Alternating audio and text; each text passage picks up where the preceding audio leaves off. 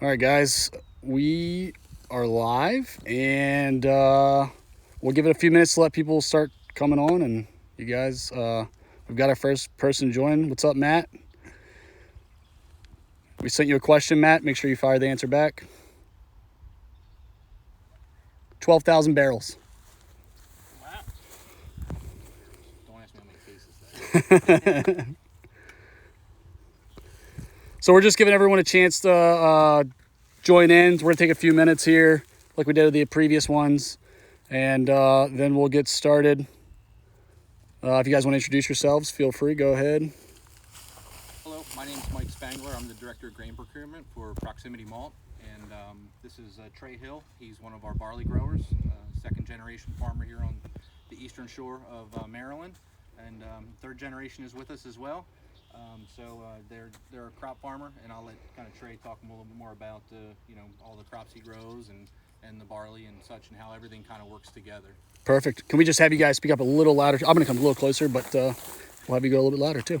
Yeah, we're it's Harborview Farms. It's a family farm. I farm with my father, and we have a team of about 10 folks that all help me get everything done. So we're typically corn and soybean and wheat growers. We've grown a little bit of barley in the past, but typical barley for feed doesn't have a whole lot of value right now, so we were looking to diversify our crops. Mike, you approached me about growing some two-row barley. I like beer, I like barley, so I figured it's a pretty nice match. Seemed profitable, so we're trying it out this year. We're standing in a field, it's about 150 acres, and then we have another one that's about another 100 acres that we've contracted with you guys on. It's our first experience, but everything looks good. It looks pretty, so we're pretty excited. It's worked out really well, very well, and you're doing some very interesting things with cover crops and such, and I think that's part of a little bit of what goes into growing, maybe why you chose to grow the barley. But if you want to talk a little bit about your cover crops and regenerative agriculture and such. Yeah, we practice complete regenerative agriculture in terms of row crops. We grow cover crops. We don't do any tillage. So we grow crops in between our crops, which would be similar to barley. Mm-hmm. We'll look over there at the 6-row barley I have growing for some cover crop seed and whatnot that has a mixture of different things. So we have a strong focus on sustainability. Our goal is to be good environmental stewards, but also be part of the solution to climate change. So we're doing modeling to see how much carbon we sequester into our soils and the growing of crops, and at the same time selling carbon credits on a market across the United States. So we modeled this field. This field is actually enrolled in the program, so you could buy carbon credits from this field where we're growing barley. So in other words, we are sequestering carbon into the soil, the barley is. Mm-hmm. So we'll harvest this head, just the seeds that are in it after it matures. We'll let it mature naturally. The sun will bake it down and the air will. So once it hits the moisture that you guys want for malting, we'll come in with our harvesters. We'll harvest just the seeds, and all the straw, everything else will get spread out the back of the combine. Once it's laying in the fields, we'll plant soybeans through it, and then all of this will just break down over time and build organic matter into the soil. And what that is that's putting the carbon back in. So this is full of carbon. It has a high carbon ratio. It has a little slug growing on it, which is kind of funny. So this will break down back into the soil to help improve the soil, and it'll make the soil better and give me better water holding capacity, while at the same time drawing carbon out of the air and putting it back. So I think it's pretty fun. It's kind of the model for our farm now. We've started doing that. We started doing it probably about 10 years ago. We weren't into the climate change part of it because it wasn't part of the vernacular at that time. We hadn't really started to talk about it. So we've just kind of done it naturally because we were building soil health. We wanted to limit soil erosion, and we also wanted to keep from getting stuff into the waterways, right? We work with the environmental community quite a bit. We're trying to maintain high yields and high quality while at the same time being good stewards. I remember seeing a video of, I think you were planting corn, but you were planting it through green, like it was green planting. So you were planting it through a green cover crop, which is something you don't see kind of a whole lot, do you? Oh yeah, we planted through some crazy. We planted through stuff this tall this year, so it was a mess. We grew a bunch of purple top turnips because we thought it would be fun, and they were just a nightmare. They tangled up on everything. We were out there just kind of throwing purple top turnips everywhere, so we won't plant purple top turnips anywhere. But we're doing all kinds of different mixes. It was kind of fun this year with COVID and everybody in quarantine. We had a lot of fields that were blooming in flowers with rapeseed and crimson clover and different things. So I think it just kind of made it nice. We'll look at the field over there. It's got lots of white flowers from the radishes that overwintered. So a lot of that stuff just makes farming a little nicer for us. Here's a question that came in, and it's pretty funny the way they worded it, so I'm going to go with it. What the heck is a carbon credit, and what do you do with it? Oh, As what you the heck spoke is a about. carbon credit? That's a good question. So what we're doing is, normally if you till the soil like you would with a rotary tiller planting a garden, is if you're not familiar with farms, you would turn it. So what we do is we never turn the soil. So by turning the soil, you release the carbon back into the air. So what plants do naturally in any system, whether it's the forest, the prairie, whatever, they take carbon out of the air through photosynthesis and put it into the ground. Similar to, it's nature, it's the ecosystem. So what we're doing is doing the same thing but with farming and doing it with our crops. So what we do is we figure out how much carbon we've sequestered into the soil, and then there's folks that are willing to pay me to farm this way, essentially, to help make the world better. It's in an effort to get more farmers to start to farm this way. It's kind of a movement that's around the globe. There's guys in South America doing it, Europe doing it, and we're trying. There's a pretty big movement in the United States. So it's still a beginning market. There's only one really functioning. That's the one I'm in, and it's still kind of building. So that's what a carbon credit is. It represents 1 ton of carbon that's been sequestered by the plants, put back into the soil, and then we agree not to re-release it by doing tillage. Cool. Yep. So I mean, it all adds to the keeping the soil and for the generations to come. I mean, it's all about adding back to that soil so it remains a productive use of ground. Back to the barley and the malting side of it. There's certain specifications that we need to hit quality-wise. I always say quality beer or quality barley makes quality malt that makes quality beer. So what do you have to do to take care of it to ensure those specs are withheld, specifications are withheld, so we get quality malt from the barley? Well, we're learning, hopefully. Wheat is very similar. We grow a lot of wheat for bread, for flour. So there's a lot of different numbers. There's falling numbers, vomitoxin levels, different things that we have to always be very aware of. So for example, with the barley in the fall when we planted it, we would have harvested our corn. You can still see some of our corn crop. I pulled the shovel, is still there. So we would have no-tilled the barley into those corn stalks, and we applied chicken litter. So we put down about 1.5 tons of chicken litter per acre. And then we seeded the barley, and that provides the natural nutrients that we'll need for the barley to get through the winter. It's got nitrogen, phosphorus, and potassium in it. Then in the spring, when it starts to get green, we call it green up, because it starts to get green, pretty obvious, we come in and put another shot of nitrogen on it. So for that, we use synthetic nitrogen, as well as 4 parts sulfur. So we run a diluted nitrogen. We buy it as 32%. It's a liquid that we get, and what we're trying to do is we'll dilute it down to 17% with water and with the sulfur. So it'll be 4% sulfur, 17% nitrogen, and we'll spray it. And what the dilution does is it keeps it from burning it. We don't want any burn on the leaves, because that's what allows the fungus and the diseases to get into the barley. So we come out, so even though it takes a little more effort, we've got to run a higher volume with the sprayer. We come in with 17004, which is the analysis of the fertilizer, put that on to feed it, the nitrogen, so to grow tall. Then we come in about 3 weeks later, because we don't want the nitrogen to run off. We want it to be where the plant needs it. About 3 weeks later, we come in and we do another application of nitrogen. At that time, we assess, is there weeds in the field? We scout. This year, we didn't have any weeds, so we didn't have to put a weed killer with it. Is there any disease at that point, and are there any bugs? So at the time, there were none. We didn't spray anything. Then, when it flowers, we come back. So there's a lot of trips. Right. It's a lot to it. It's not just plant and go. I mean, it's a lot of work, wheat's very similar. At flowering, when this head just starts to flower, there's a time where we can get DON in it, which is a disease that causes vomitoxin, which is very bad for everybody. It's for all small grains. It's a global issue. It's head scab. So at the time, the ratings were saying that there was a high chance of getting DON this year, which would have led to high vomitoxin levels. So we put on a separate fungicide application at that point. So we put that on to helpfully protect this head, which it doesn't look like we have any dead kernels. A lot of times you would see it right now, and if it had DON, some of these kernels would be sterile and they'd be white. And then that's where the vomitoxin would live, which is a toxic essentially a toxic, and I guess a natural toxic chemical. I'm not exactly sure. It also creates gushing in beer if you use it. If the malt that is used to make the beer, it's called gushing, which from what I understand, it's if you opened up a bottle of beer made with that barley, with that malt, it would react like you shook it for 10 minutes. That could be fun. Yeah, Well, maybe try it next year. Let's just shake in 10 minutes and let there not be any dawn. So hopefully it'll give us good quality. Yep. We want I assume heavy barley because that's what you want in wheat. We'll go through harvest it, like I said, when it's dried down. Mm-hmm. It has to be a certain moisture. We can't dry it.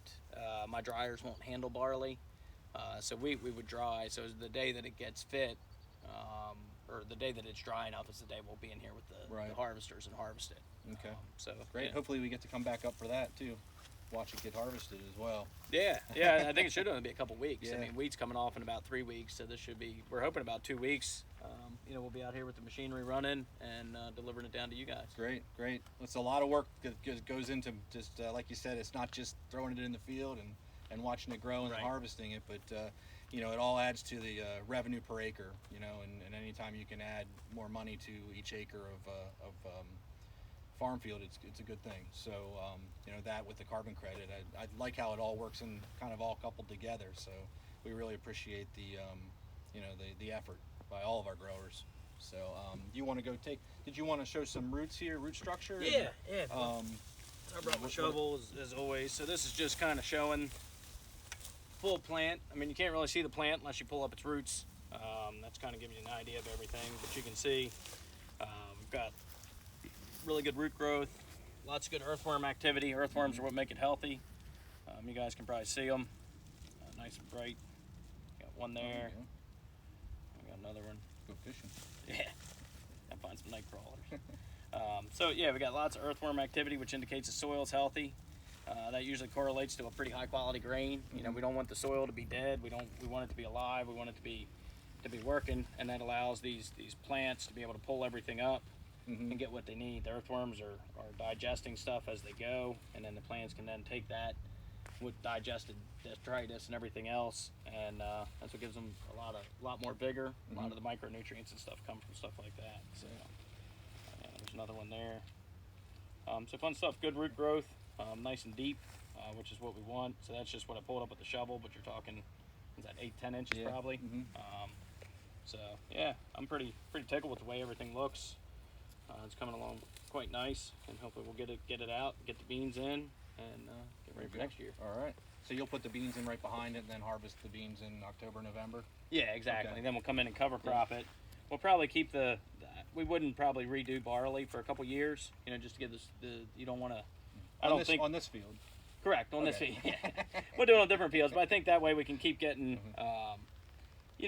keep the disease out and keep the rotation in, which is healthy, which is one of the reasons we wanted to grow barley, is to get more in our rotation, because the more diversity we can put back into the soil, the better off we are as farmers, right. Whether it's through cover crops or whether it's through something like this with the barley.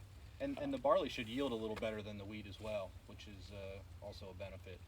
From what I understand, it'll in some parts of some of our growers will see a 15 to 20% increase in yield from barley to wheat. So. Yeah, being profitable would be nice. Yeah, well, that's always a bonus to work, right? That's how you keep going, right? So hopefully with all this work, we end up with high yields and good product and good profit. Absolutely. So that's kind of our goal. Hopefully, and we appreciate that very much. So this is kind of the beer field. Do you want to move over to the 6-row and kind of take a look at that? Yeah, sure. If you want to follow us and see about the 6-row in the whiskey field.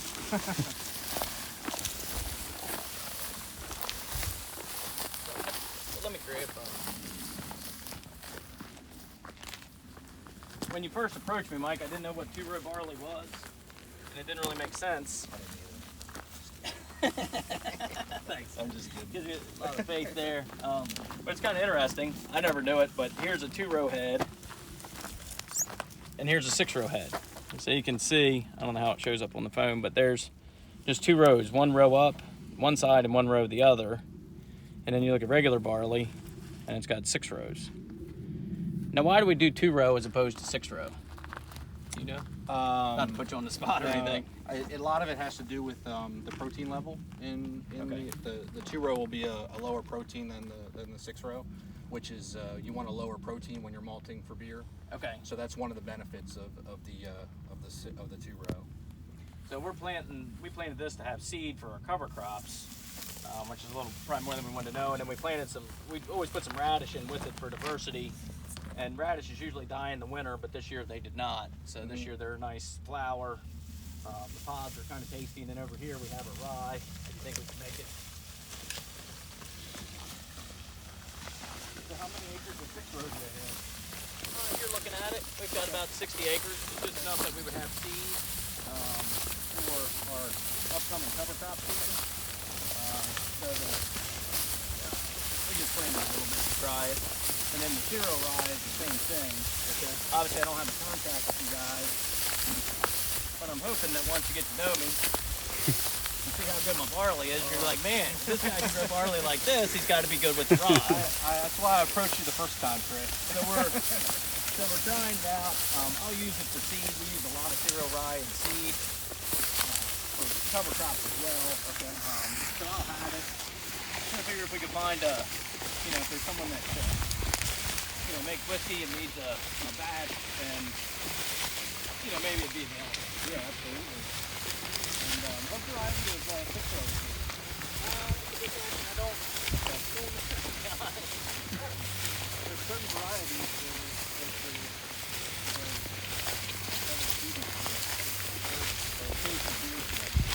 Oh, really?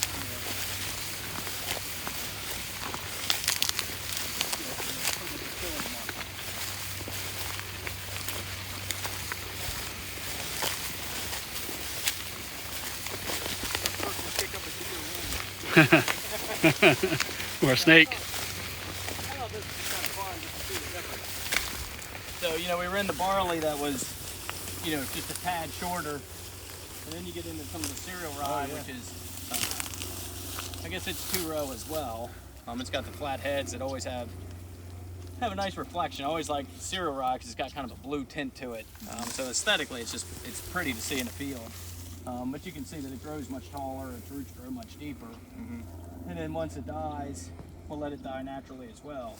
So it'll break down, fall down, then it'll be kind of down here when we go to cut it. Okay. And it'll come off about the same time as wheat. Okay. So now, do you harvest it with the same, just different size screens in the combine, or is it a different head? I think everything will be the same. Okay. For all three, whether it's the wheat, 6-row, rye, or 2-row.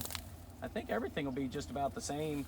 For the combines, will be the same headers, obviously different adjustments. But a lot of that stuff we can just do from the cab on the go. Right.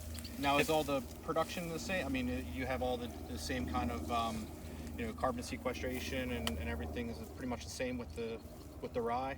Yeah, this whole farm is modeled together. Okay. This will sequester more carbon, I would say, than the barley, just because there's a lot more mass here. Right, we're probably at 10 or 11 tons of mass, whereas the barley was less, and there's a direct correlation by the amount of stuff you grow, the amount of straw you grow, and the amount of carbon that's sequestered into the soil. Obviously, it's not a huge economic factor. We like to do what we can for climate change regardless, whether we're in a carbon market or not. So it becomes part of the decision-making process, but I don't know that we would switch crops completely because of the nuance of 1 ton versus 1.2 tons in a field for the modeling. And so all the same care that you take for the beer barley, the 2-row barley you take for the rye with with kind of the agronomics of it all. It requires less nitrogen. I was scared to put too much nitrogen on because it grows so tall. And the more nitrogen you put on a cereal crop, the higher it yields, but the faster it goes down. Right. So as a wheat grower, as a barley grower, we've always had to do this dance of wanting high yields. It's easy to just put on another 10 pounds of nitrogen, but the problem is then if you get a strong wind and it blows flat on the ground, it costs a lot more to harvest, and it's hard to harvest, but you also lose your quality. Right. We had some folks come in for wheat that wanted kosher wheat, and all the rules that they followed were all based on the wheat standing. There were biblical rules. So any wheat that was down, they wouldn't let us cut.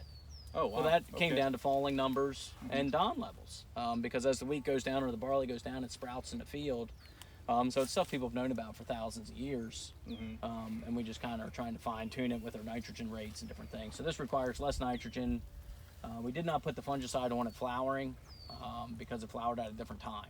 Okay. And the nitrogen applications go in a different time. You know, we go based on the crop tells us when to do it, Right. so we couldn't just do it all the same. Right. And we put less on here because if this goes down flat, I can't imagine how you would ever get through it, just because it's.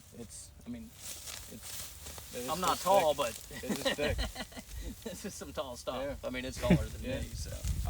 Yeah, it's kind of the same kind of dance with the 2-row barley and the protein. You know, you kick it too much nitrogen to get the yield, and you can start driving that protein up a little bit. So same kind of dance. Trying to figure all that out. Yeah, sounds like fun. Well, we appreciate you giving it a try for us. And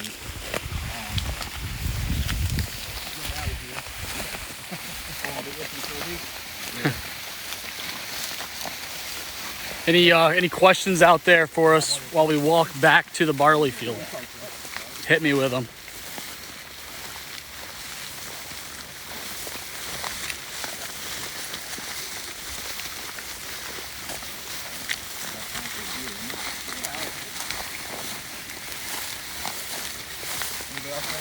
Yes, beer.